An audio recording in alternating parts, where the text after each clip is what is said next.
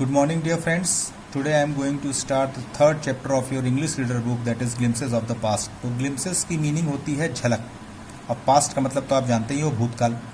तो स्टोरी का मतलब ये है कि जो पीछे हो चुका है, पिछले ज़माने का आपको कुछ झलक दिखा रहा है।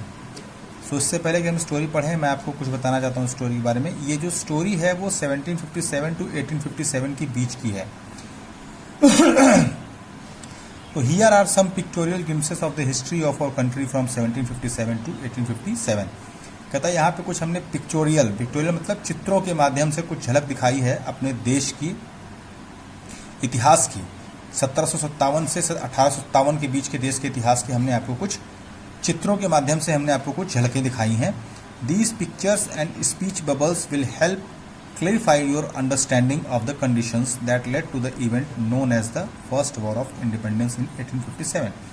कहता है ये पिक्चर्स हैं, जो चित्र हैं, एंड स्पीच बबल्स मतलब जैसे कॉमिक्स की बुक, कॉमिक्स आपने पता नहीं पढ़ी नहीं पढ़ी, हम लोगों ने बहुत पढ़ी है, उसमें चित्र के माध्यम से स्टोरी बताते हैं। और स्पीच बबल्स मतलब बबल्स टाइप के गोले गोले राउंड बना करके उसमें रखते हैं, उसमें डायलॉग लिख देते हैं और एक छोटा सा नोक निकाल देते हैं। जो व्यक्ति बोलता रहता है उसके सामने वो नोक निकाल देते हैं। तो इससे ये मालूम पड़ता है कि कौन क्या बोल रहा है, और क्या बोल रहा है वो भी मालूम चल जाता है। तो कह रहा है कि ये चित्रों को देख करके और जो स्पीच बबल्स हैं इनको देख करके आपको समझ में आ जाएगा जो हमारे यहाँ जो पहला स्वतंत्रता संग्राम हुआ था 1857 में, उसमें क्या क्या हुआ था और क्या उस समय परिस्थितियाँ थीं, ये आपको समझने में आसानी होगी। द मार्टिर्स का मतलब होता है शहीद। तो अब जो पहला फोटो है उसमें बोल रहा है at a function in Delhi, मतलब दिल्ली में एक फंक्शन था, उसकी आप झलक देखिए। Oh my countryman, let your eyes fill with tears as you recall the sacrifices of India's martyrs. ये आपने गाना सुना होगा जो अक्सर हमारे यहाँ 26 जनवरी या 15 अगस्त को बजता है कि ऐ मेरे वतन के लोगों ज़रा आँख में भर लो पानी, है ना। ये वही गाना है, उसी गाने से उन्होंने इसकी शुरुआत की है, शहीदों के बारे में। फिर आता है दूसरा पार्ट, उसमें है द कंपनीज कॉन्क्वेस्ट्स। कंपनी की जो पहले एक्चुअली जो ब्रिटिश ने हमारे यहाँ जो राज किया, वो पहले एक कंपनी के रूप में आए थे। मतलब उन्होंने व्यापार के लिए कंपनी, ईस्ट इंडिया कंपनी के नाम से वो आए थे। तो उन्होंने कंपनी के नाम से आए थे, तो वही दिखा रहा है कि कंपनी ने 1757 से 1849 तक कैसे जीत हासिल की। With its superior weapons, the British East India Company was extending its power in 18th century India।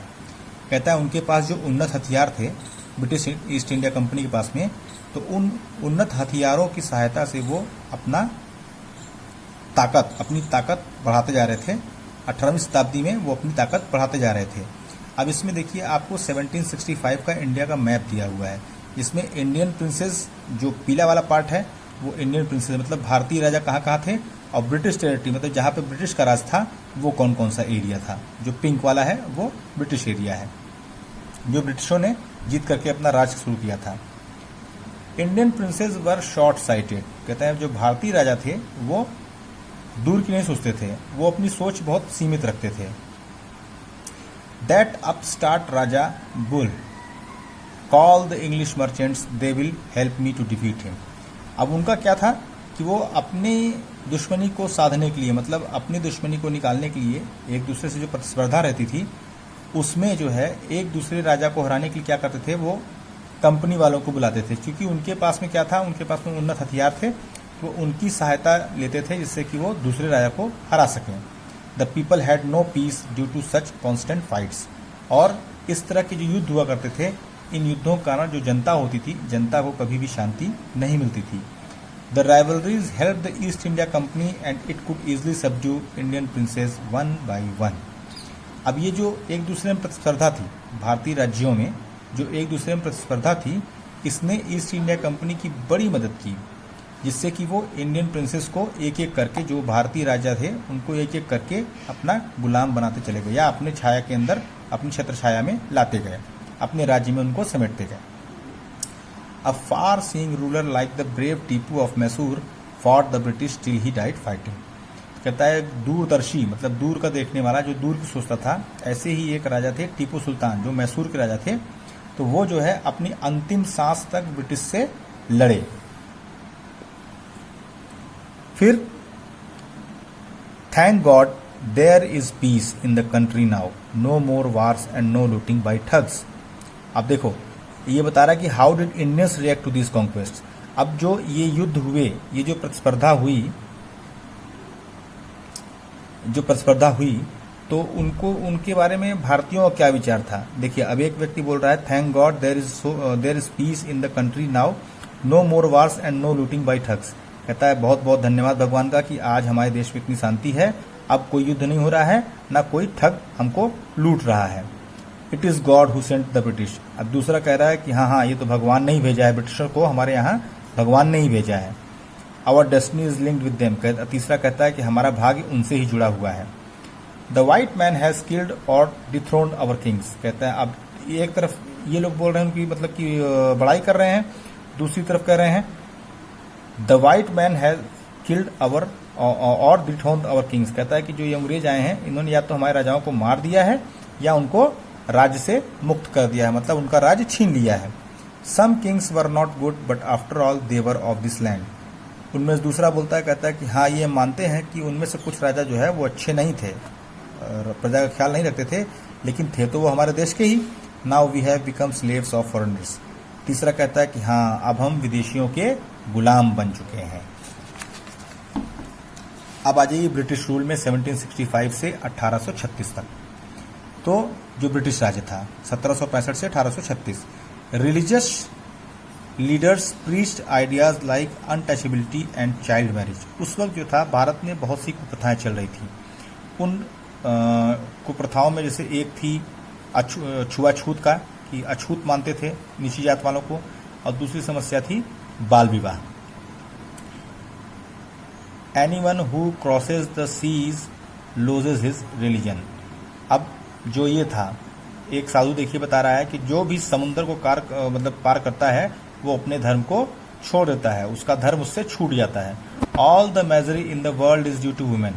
दूसरा कहता है कि जो कुछ भी समस्याएं देश में विश्व में हैं वो सब के सब किस कारण है, वुमेन से कारण, स्त्रियों के कारण है। The truth was that Indians had lost self respect, the British scorned them.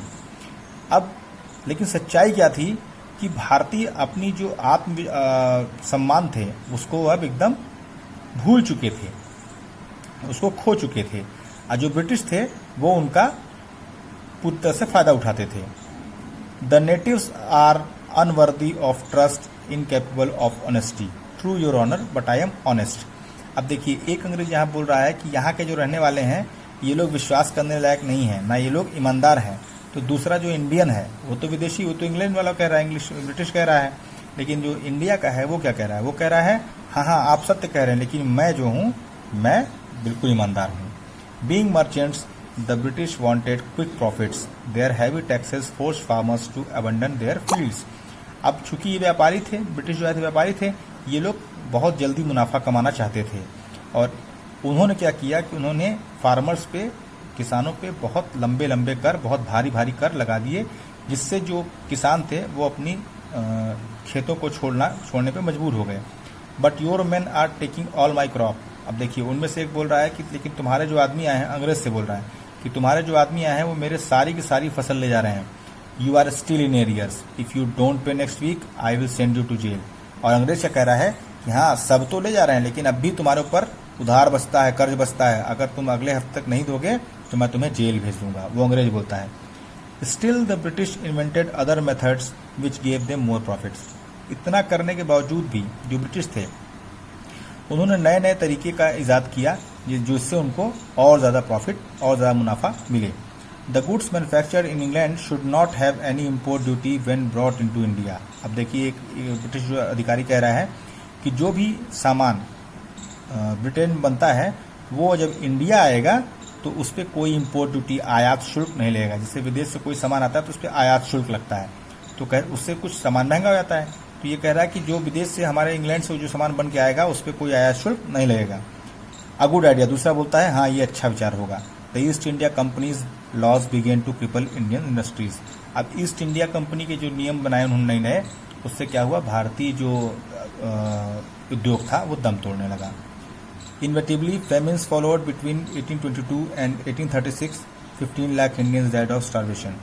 और जो ये सब उन्होंने किया उसके कारण क्या हुआ कि 1822 से लेकर 1836 तक लगभग 15 लाख भारतीय भूख से मर गए, भूखमरी मर गए।